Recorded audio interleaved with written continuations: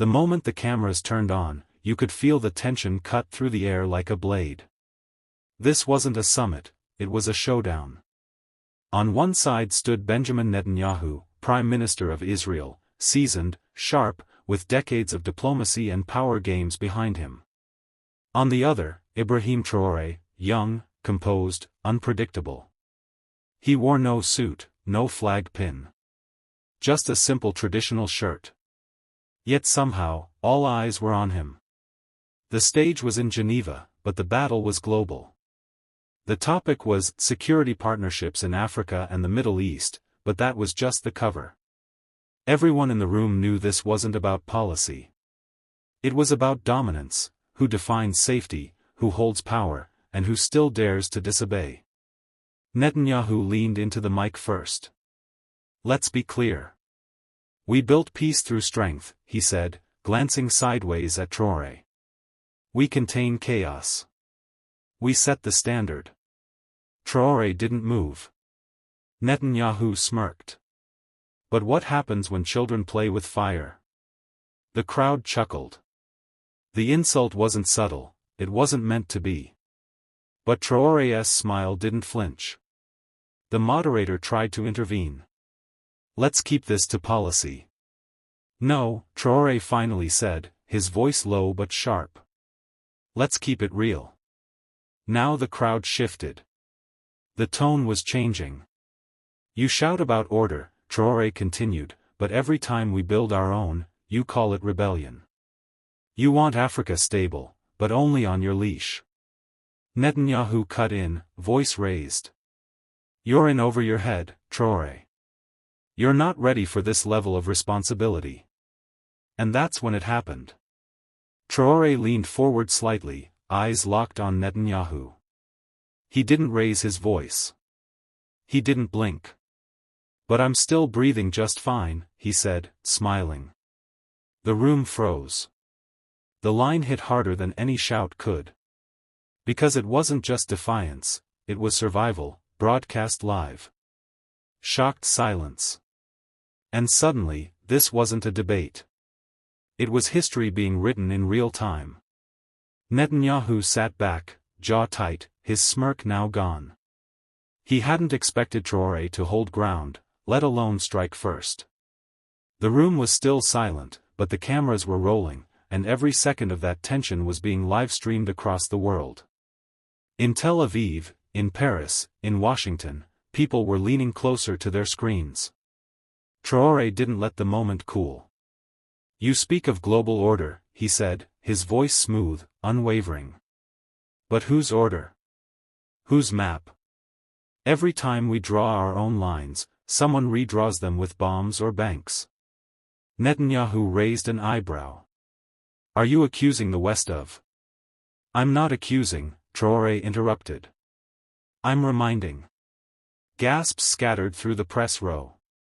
Netanyahu tried to regain the tempo. We've invested billions in African development. Roads. Security. Trade. Control, Traoré corrected. You didn't build roads, you built lanes for extraction. And now you're upset we've started using them to drive the other direction. The moderator looked visibly nervous. Let's bring this back to the official agenda. But Netanyahu wouldn't let go. You call it sovereignty, he said sharply. But it's chaos. You're lighting fires that will burn your own people. Traoré's expression sharpened, but not with anger. With clarity. You think we're playing with fire? He asked. We live in it. You just send drones over it. Boom.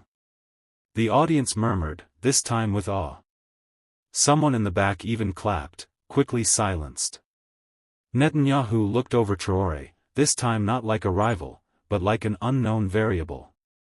And that terrified him more. This wasn't a man who came to negotiate for approval. This was a man who came to expose the game itself. And now, the world was watching it collapse, one truth at a time. The Israeli Prime Minister took a long breath and turned to the audience, trying to recover control of the narrative. If we're being honest, Netanyahu said, you didn't get here alone. You stand on systems we built, telecommunications, infrastructure, defense strategies. Without us, what foundation do you really have?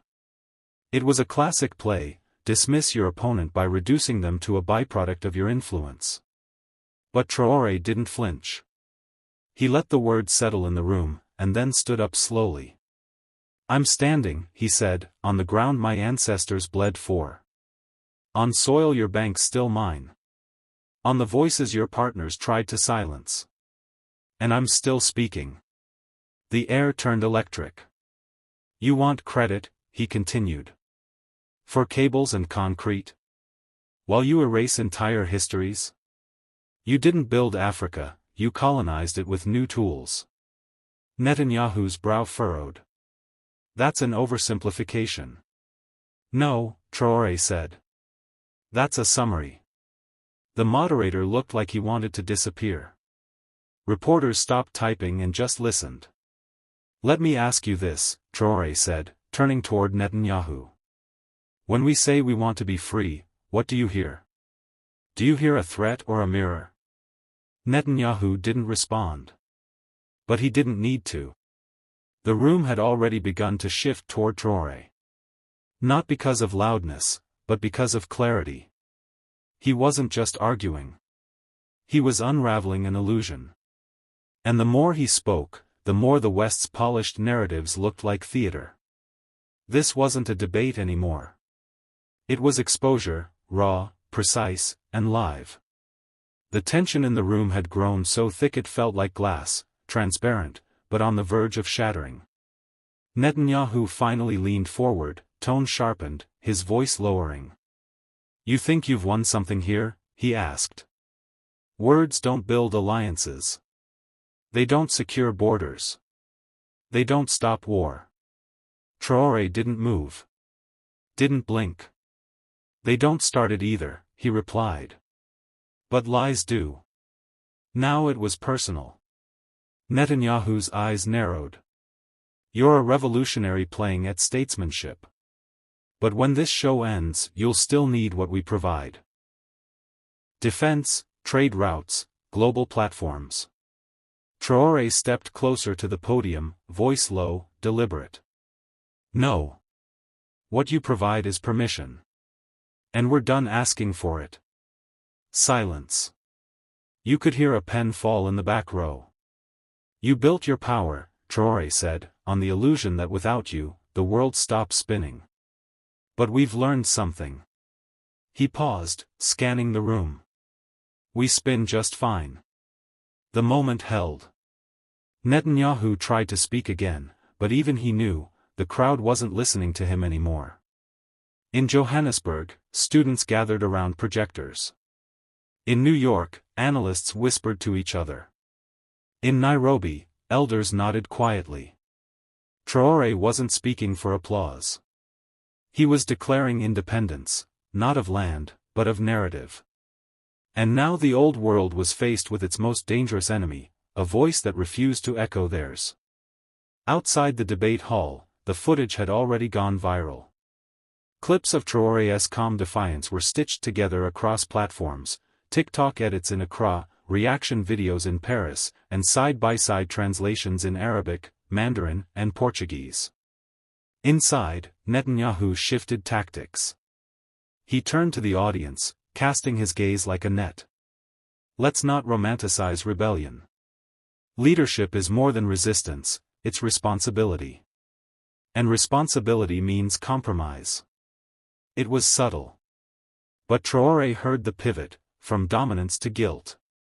He walked forward, meeting Netanyahu at the center of the stage. Responsibility? Traoré asked. Is that what you call bombing a nation into obedience? Or freezing aid when a country chooses its own path? The audience tensed again. The moderators looked panicked, as if they were watching something unscripted, which, for once, they truly were. You speak of compromise, Traoré said. But you never compromise power, only expectation. And only when the cameras are rolling. Netanyahu interjected. Don't mistake complexity for hypocrisy. I don't, Traoré replied. But I don't mistake diplomacy for honesty either. A murmur moved through the crowd. You want to talk about responsibility? Traoré added. Then take some, for the silence you demand from others. For the chaos left behind after your help expires. By now, Netanyahu was silent. It wasn't that he couldn't respond. It was that Traoré had stolen the ground beneath every rehearsed answer. This wasn't just a debate anymore. This was a new vocabulary being written, live, unscripted, and immune to spin. And it left Netanyahu with something he rarely faced. An opponent who didn't need to yell to dominate. The moderators huddled for a brief second, one whispering, one motioning toward the producer's booth. But no cue came. No commercial break. No rescue. Netanyahu cleared his throat, aiming to reset. If you think words win wars, Traoré, then you're more naive than I thought, he said, with a dry grin. Power answers power. Your speeches may stir online crowds, but in the real world, tanks talk louder. Traoré's face didn't flinch. He stepped closer, his voice dropping into something so steady, so unshakable, it silenced the entire room. I'm not here to win a war of words, he said. I'm here to bury an old language. Netanyahu scoffed. And what language would that be? The one that says some lives are strategic, Traoré replied, and others are collateral. The one that counts missiles, but not mothers. The one you've spoken fluently for decades. The Israeli Prime Minister shifted. But Traoré didn't stop. I've read your playbook. Intimidation. Deflection. Divide, then dictate. It works, until it doesn't. And tonight? He pointed to the camera. Tonight, the world sees something new. There was no applause. No cue cards. Only silence, and the realization that the tables had turned again. Traoré hadn't just matched Netanyahu. He'd unraveled him. Not with insults. But with truth that didn't blink. A 35-year-old leader, born under sanctions, forged under threat, and now, refusing to kneel before the old order. And somewhere beyond the cameras, in Gaza, in Bamako, in Brooklyn, a quiet nod began. The next question was meant to pivot. To cool the temperature in the room. But the moment the moderator spoke, let's shift to trade policy, if we may, Traoré raised his hand. Before we move on, he said calmly, there's something I need to finish. Netanyahu visibly tensed. The audience leaned forward again. Traoré turned toward him, not as a rival, but as if confronting history itself. You say I don't understand realpolitik, he began. But tell me, what's real about a system that bombs first and justifies later? What's politics when it requires children to die for maps to move?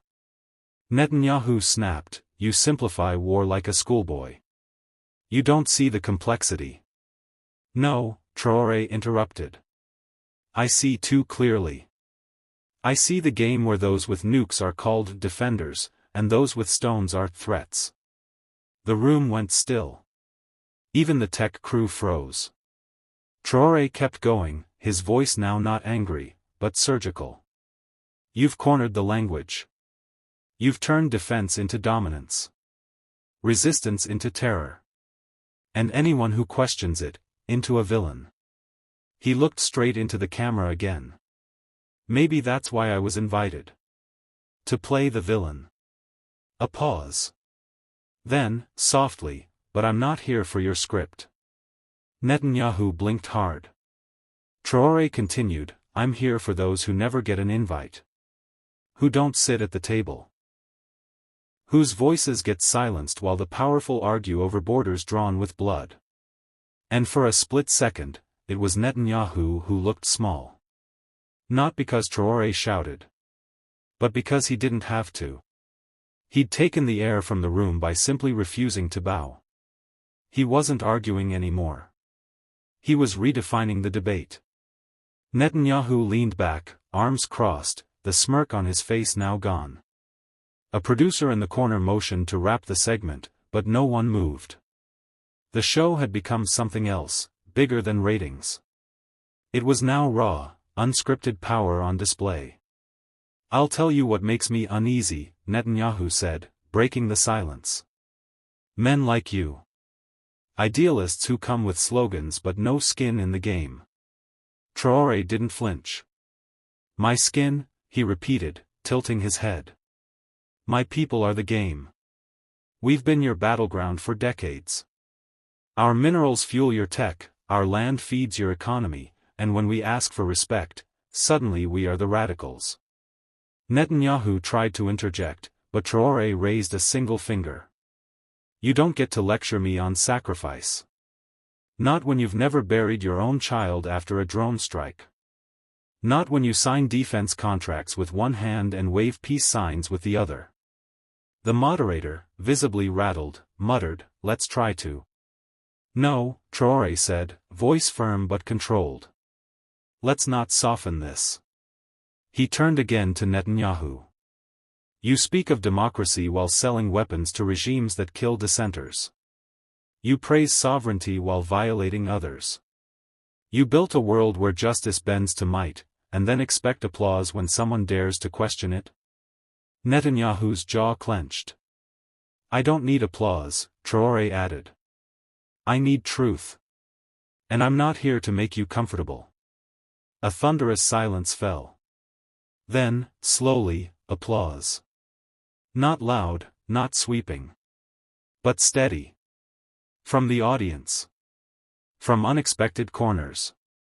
Netanyahu turned slightly, his face tight with frustration. But Traoré? He just sat there, quiet, still. Unapologetic. Unbought. Unbroken. Netanyahu was visibly frustrated now, no longer the master of the narrative. His foot tapped under the table. The teleprompter was ignored. This wasn't politics anymore. It was personal. He leaned forward. "You think you're speaking for the people? That your defiance makes you a leader? You're just a disruptor, dangerous because you believe your own performance."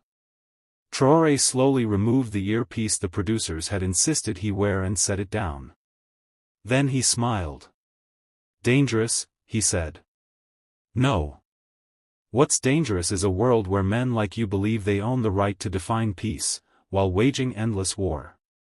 Netanyahu narrowed his eyes. "You still don't understand the stakes. We protect the order. You challenge it without knowing what replaces it." "I don't need to replace it," Traoré answered. "I need to end it." Gasps echoed off the studio walls. Someone dropped a pen. A segment producer whispered frantically into their headset. But Traoré wasn't done. "You said I don't know what I'm doing," he continued. "And yet here I am. In your room. On your stage. In your language. And you're the one sweating." Netanyahu didn't respond. Traoré stood, not to storm off, but to reclaim the room entirely. "You built this world on leverage. On threats. On fear," he said. "But now? You fear something else, a man you can't buy. A voice you can't mute. A future you can't control." The camera zoomed in on Netanyahu's face. Tight. Blank. Beaten, but too proud to show it. Traoré looked once more at the crowd. Then at Netanyahu. "I don't need your seat," he said. "I brought my own." He walked off stage. No music. No exit cue. Just silence. The kind that follows after something irreversible. The broadcast ended, but the world didn't move on. Clips of the debate flooded every platform within hours. Headlines screamed in bold type, "Traoré dismantles Netanyahu on live TV, a new voice rises, unbent by the West." In Tel Aviv, Netanyahu's aides scrambled to spin the fallout. He was provoked, they claimed. The debate was rigged. But even inside his own cabinet, quiet murmurs started, doubts that hadn't existed before. Meanwhile, in Ouagadougou, a different energy crackled. Crowds gathered in the streets. Young men hoisted makeshift signs, "We are not yours to lead," and "Africa isn't quiet anymore." Traoré didn't speak to reporters for 2 days. Not out of fear, out of precision. When he did appear, it was outside a rural school. No suit. No podium. Just dust on his shoes and children around him. He faced the cameras, calm and clear. "You wanted to know who leads this continent," he said. "Look behind me." He stepped aside, revealing students writing on broken desks, learning under cracked ceilings. "This is what you never understood. You saw resources. We saw roots. You heard silence. We were planting." A journalist asked, "Do you fear retaliation for what you said to Netanyahu?" Traoré answered without blinking. "I fear silence. I fear pretending. But I don't fear men who need cameras to feel powerful." Back in the studio where it all began, an anchor whispered into her mic, "They say power is staying calm in a storm." Then she paused. But what if he is the storm? And so the world watched, stunned, split, awakened. In one corner, a man who had ruled with certainty, who thought thunder only came from those who had ruled before. In the other, a voice that didn't shout, but shook the ground beneath old empires. Traoré didn't win because he was louder. He won because he didn't flinch. He didn't beg. He didn't bow. He didn't blink. He stood, not for applause, not for approval, but for something far more dangerous, truth without permission. And in a world built on masks, that kind of honesty? That's revolution. Warning disclaimer. This video contains fictional content generated with the assistance of AI. It is not a real event and should not be interpreted as factual or representative of any individual's actual behavior. Viewer discretion is advised.